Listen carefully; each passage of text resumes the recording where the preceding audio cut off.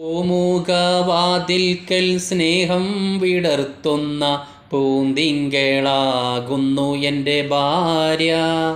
പൂമുഖവാതിൽക്കൽ സ്നേഹം വിടർത്തുന്ന പൂന്തിങ്കളാകുന്നു ഭാര്യ. എത്ര തെളിഞ്ഞാലും എണ്ണ പറ്റാത്തൊരു ചിത്രവിളക്കാണു ഭാര്യ. എത്ര തെളിഞ്ഞാലും എണ്ണ പറ്റാത്തൊരു ചിത്രവിളക്കാണു ഭാര്യ. അപ്പോൾ ഇനി എൻ്റെ വീഡിയോസ് ഒന്ന് കാണി നിങ്ങൾ. എനിക്ക് കുറച്ച് കാര്യങ്ങൾ പറയാനുണ്ട്. അസ്സലാമു അലൈക്കും, നമസ്കാരം. ഞാൻ മജീദാണ്. അപ്പോൾ ഇന്ന് വെള്ളിയാഴ്ചയാണ്. ഈ വെള്ളിയാഴ്ചൻ്റെ മഹത്വം കൊണ്ട് പടച്ചവൻ നമ്മളെല്ലാവരെയും കാക്കട്ടെ. ഇന്ന് ഞാൻ വീഡിയോസിൽ വരാൻ കാരണം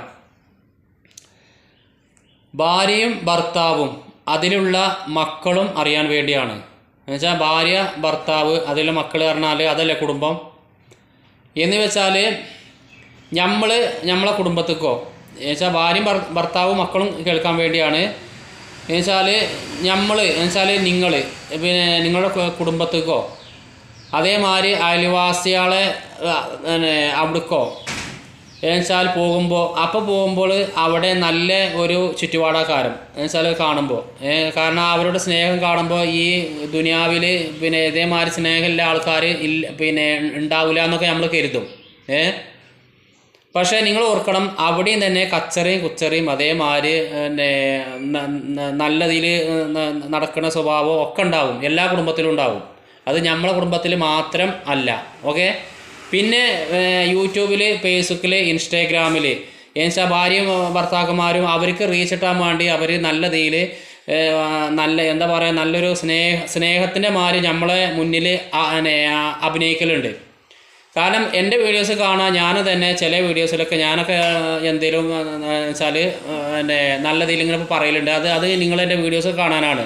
പക്ഷേ ഇപ്പോഴത്തെ വീഡിയോസ് അങ്ങനെയല്ല. കാരണം എൻ്റെ കൺമുന്നിൽ എൻ്റെ ചുറ്റുപാട്ടിൽ കുറേ പിന്നെ കുടുംബങ്ങൾ അല്ലിച്ചില്ലിയായി പോകുന്ന കുറേ കുടുംബങ്ങളെ ഞാൻ കണ്ടിട്ടുണ്ട്. അതുകൊണ്ടാണ് ഈ വീഡിയോസ് തന്നെ ചെയ്യാൻ കാരണം.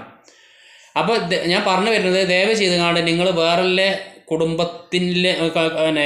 കുടുംബത്തിനെ കണ്ടുകാണ്ട് അത് താരതമ്യം ചെയ്തുകാണ്ട് എന്നുവെച്ചാൽ ഒരു ഭാര്യ ഭർത്താവിനെ പറ്റി പറയുകയാണ് വെച്ചാൽ ആ കുടുംബത്തിൽ അല്ലെങ്കിൽ ആ അയൽവാസിൻ്റെ അവിടെ പിന്നെ ഭർത്താവിൻ്റെ സ്വഭാവം സൂപ്പറാണ്, നിങ്ങളെ സ്വഭാവം സൂപ്പറില്ല.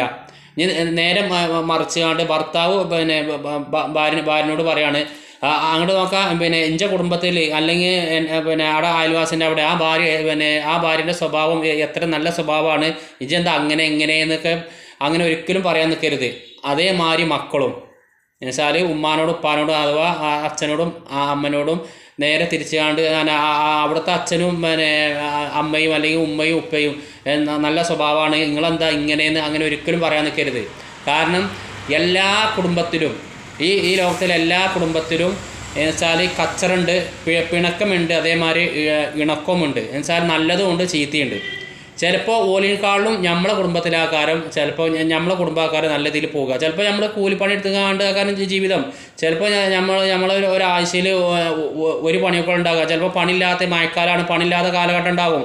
അപ്പോൾ അതിനനുസരിച്ച് കാണ്ട് നമുക്ക് കിട്ടുന്ന സമ്പത്ത് എങ്ങനെയാണ്, അതിനനുസരിച്ച് കാണ്ട് നമ്മൾ വേറെ കുടുംബത്തേക്കോ അല്ലെങ്കിൽ വേറെ അയൽവാസിൻ്റെ ജീവിതം നോക്കാതെ നമുക്ക് കിട്ടുന്ന വരുമാനം കൊണ്ട് നമ്മൾ ജീവിക്കാൻ നമ്മൾ ശ്രമിക്കുകയാണെന്ന് വെച്ചാൽ നമ്മളെ വീടാക്കാരം സ്വർഗത്തോപ്പ്. മനസ്സിലായില്ലേ?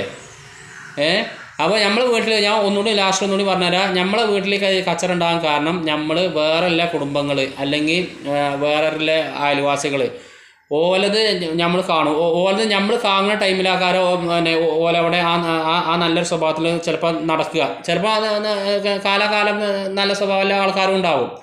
പക്ഷേ നിങ്ങൾ ഓർക്കണം, കച്ചറ എന്നുവെച്ചാൽ ഇണക്കവും പിണക്കവും ഇല്ലാത്ത കുടുംബങ്ങൾ ഈ ദുനിയാവിൽ ഈ ലോകത്തില്ല.